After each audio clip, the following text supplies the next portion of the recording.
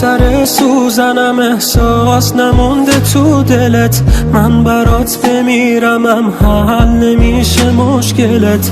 میری صحنه کی بشه اون چشای خوشگلت، کی عوضت کرد؟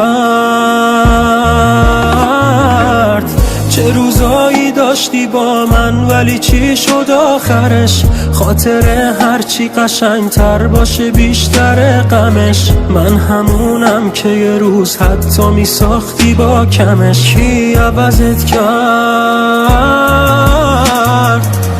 کی شبا ناز کنه رو تو که خوابت ببره؟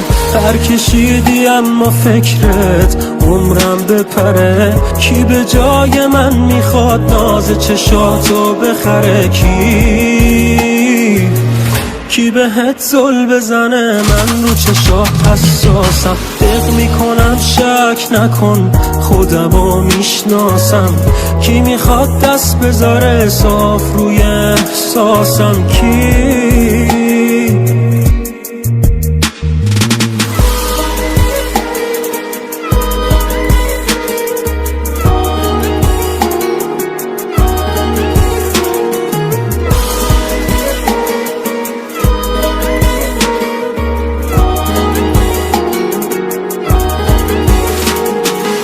سر کی انقدر راحت به من میگی برو؟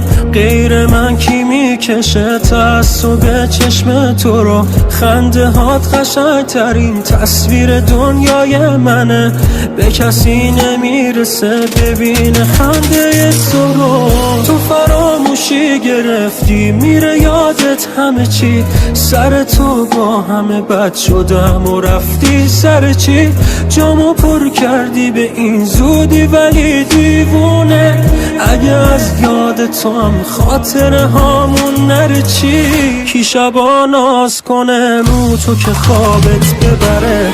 پر کشیدی اما فکرت عمرم بپره. کی به جای من میخواد ناز چشاتو بخره؟ کی بهت زل بزنه؟ من رو چشات حساسم، دق میکنم شک نکن خودمو میشناسم. کی میخواد دست بذاره صاف روی احساسم؟